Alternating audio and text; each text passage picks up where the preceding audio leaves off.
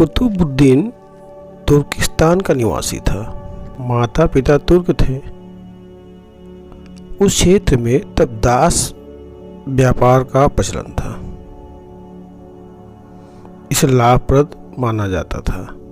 दासों को अच्छी शिक्षा देकर राजाओं के हाथों बेचना मुनाफे का सौदा था। उस समय कुतुब भी इसी का शिकार था। उसे एक व्यापारी के हाथों बेचा गया। व्यापारी ने उसे निसापुर के काजी फखरुद्दीन अब्दुल अजीम कूफी को बेच दिया। फखरुद्दीन ने ऐबक को अपने पुत्र की भांति पाला और उसे सैन्य शिक्षा दिया। फखरुद्दीन के मृत्यु के बाद उसके पुत्रों ने ऐबक को मोहम्मद गोरी के हाथों बेच दिया। तो यहाँ से ऐबक की एक नया जीवन का प्रारंभ होता है। मोहम्मद गोरी ऐबक के कर्तव्यनिष्ठा साहस को देखते हुए वो बहुत प्रभावित था और वह उसके ऊपर प्रसन्न होकर शाही अस्तबल का अमीर अखूर जिसे मतलब अध्यक्ष बना दिया। बहुत सम्मानित का पद था और इस प्रकार ऐबक को सैन्य अभियानों में शामिल होने की अवसर प्राप्त होने लगा। तराइन के द्वितीय युद्ध में राजपूत राजा पृथ्वीराज को बंदी बनाने के पश्चात ऐबक को भारतीय प्रदेश का सूबेदार मोहम्मद गोरी ने बना दिया। इस प्रकार ऐबक लाहौर, दिल्ली व कुछ और क्षेत्रों का उत्तराधिकारी बन गया। मोहम्मद गोरी के साथ वह कई बार सैन्य अभियानों में हिस्सा लिया। इससे खुश होकर गौरी ने ऐबक को अन्य क्षेत्रों का भी सूबेदार नियुक्त कर दिया। मोहम्मद गोरी विजय के बाद राजपूताना में राजपूत राजकुमारों के हाथों में सत्ता सौंप गया था। राजपूत राजा तुर्कों का प्रभाव समाप्त करना चाहते थे। इधर अजमेर और मेरठ में राजपूतों के विद्रोह को 1992 में उसने दमन किया और दिल्ली की बागडोर अपने हाथों में ले ली। दिल्ली के पास इंद्रप्रस्थ को अपना केंद्र बनाकर उसने भारत विजय का नीति अपना लिया। नीति अपनाया यह कह लीजिए। भारत में इतना लंबे समय तक इससे पहले किसी भी मुस्लिम शासक का प्रभाव नहीं था। जब जाट सरदारों ने हांसी के किले को घेर कर नासरुद्दीन के लिए संकट उत्पन्न कर दिया था, तब ऐबक ने उसकी मदद करके जाटों को पराजित किया। वह पुनः हांसी के किले पर नसरुद्दीन को कब्जा दिला दिया। 1194 में उसने अजमेर के दूसरे विद्रोह का दमन किया और कन्नौज के शासक जयचंद के साथ चंदावर के युद्ध में अपने स्वामी का साथ दिया। उसने मतलब मोहम्मद गोरी का साथ दिया। 1197-98 तक उसने कन्नौज, चंदावर, बदायूं पर अपना कब्जा करने में सफल रहा तथा सिरोही व मालवा के कुछ भागों पर अपना आधिपत्य कर लिया था। 1195 में अलीगढ़ को पराजित किया। 1196 में अजमेर के मेदों ने तृतीय विद्रोह की योजना गुजरात के राजपूत शासक भीमदेव के नेतृत्व में तैयार कर लिया तथा ऐबक को घेर लिया। यह समझ लीजिए कि उस समय ऐबक बुरी तरह से घिर गया था। अगर मोहम्मद गोरी के आने की सूचना मेदों को ना मिला होता तो घटना कुछ और होता, मगर मोहम्मद गोरी के आगमन से मेदों ने अपना डेरा उठा लिया और कुतुबुद्दीन ऐबक बच गया वहाँ। 1197 में भीमदेव की राजधानी अहिलवाड़ा को लूटा और अपार धन संपदा लेकर वहाँ से चला गया। 1197-98 में उसने कन्नौज, चंदवार, बदायूं पर अपना कब्जा करने में सफल रहा तथा सिरौली व मालवा के कुछ भागों पर अपना आधिपत्य कर लिया था। पर यह विजय चिरस्थायी नहीं रह सका। इसी साल ऐबक ने बनारस पर आक्रमण कर दिया।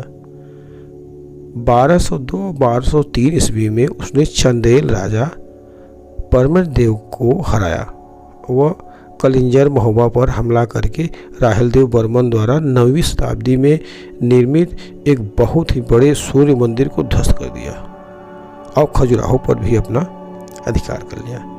इसी समय गौरी का सहायक बख्तियार खिलजी सेनापति बंगाल और बिहार पर अधिकार कर लिया था कि मोहम्मद गोरी ने अपने वारिस का ऐलान नहीं किया था।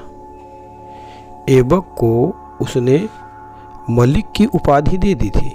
15 मार्च 1206 में गोरी की जब हत्या हो जाती है उस समय गोरी को 15 मार्च 1206 में गोरी की हत्या हो जाती है। उस समय गोरी के दासों में गयासुद्दीन, मोहम्मद, यल्दौज, कुबाचा, अलमर्दान प्रमुख थे, जो गोरी की हत्या के पश्चात गोरी की हत्या हो जाने के पश्चात अपने आप को सत्ता का दावेदार मान रहे थे, जबकि कुतुबुद्दीन ऐबक का राजगद्दी पर दावा बहुत कमजोर था।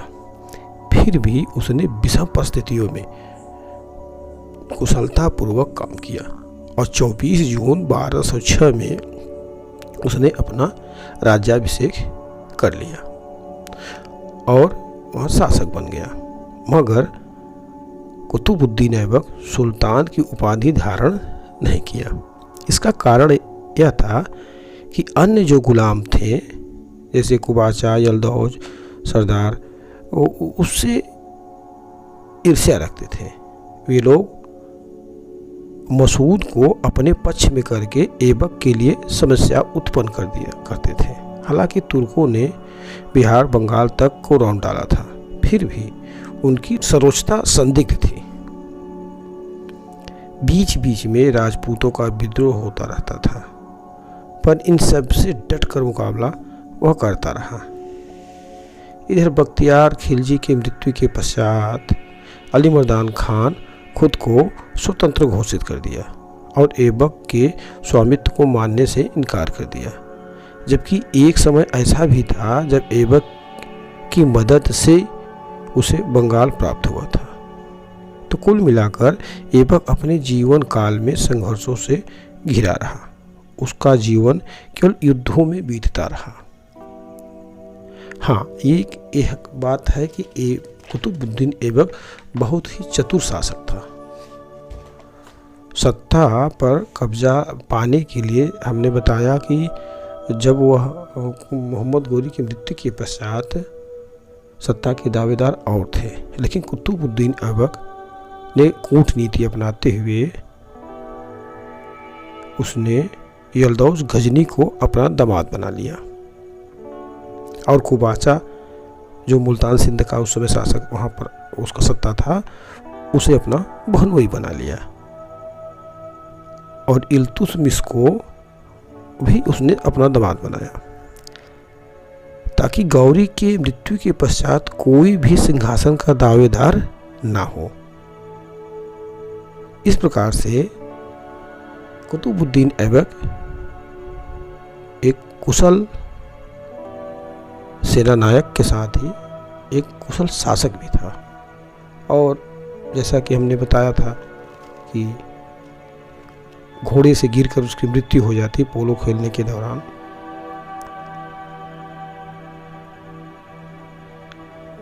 कुतुबुद्दीन ऐबक अपने जीवन काल में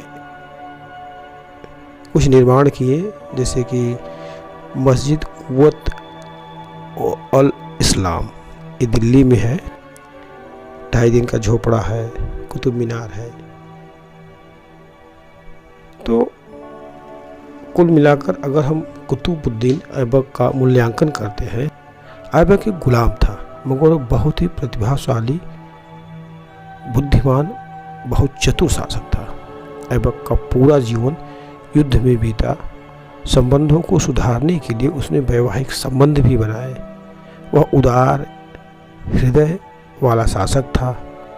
वह एक प्रतिभाशाली होनहार व्यक्ति जो दास होते हुए खुद को सर्वोच्चता के शिखर तक ले गया और गुलाम से शासक बना। उसका संपूर्ण जीवन सैनिक गतिविधियों में बीता। उसका जो जीवन था वह लोगों के मन में उसके प्रति उदारता का झलक देखने को मिलता है। जो लोग उस समय के थे कहते हैं, कुछ इतिहासकार कहते हैं कि लोग उसे एक उदार शासक के रूप में भी देखते थे। उसने विध्वंसता की नहीं अपितु न्याय उदारता की छाप लोगों के हृदय में छोड़ी। उसकी सबसे बड़ी सफलता थी कि गजनी से संबंध विच्छेद करके भारत को उसने प्रभुत्व से आज़ाद करा। गजनी का जो प्रभुत्व था भारत पर, उससे उसने आज़ाद करा दिया था। कि कुतुबुद्दीन ऐबक जो था वह मोहम्मद गोरी का गुलाम तो था ही, वह उसका दामाद भी बन गया था बाद में। कुतुबुद्दीन के ऊपर इतना वह प्रभावित था मोहम्मद गोरी, उसे अपना दामाद भी बना लिया था। तो ऐबक को हातिम ताई व लाख बख्श की उसने संज्ञा दे रखी थी, मतलब उसे संज्ञा उसे मिली थी उस समय। तो इस प्रकार से हम एक छोटी सी संक्षिप्त मूल्यांकन को कुतुबुद्दीन ऐबक के बारे में आप लोगों के समक्ष रखा हूँ। मैं कोशिश किया हूँ कि आपको सरल शब्दों में, सरल भाषा में, एक बातचीत की तरह आपको इसे समझाया हूँ मैं। और मेरा प्रयास है कि आप इसे अच्छे से समझ गए होंगे।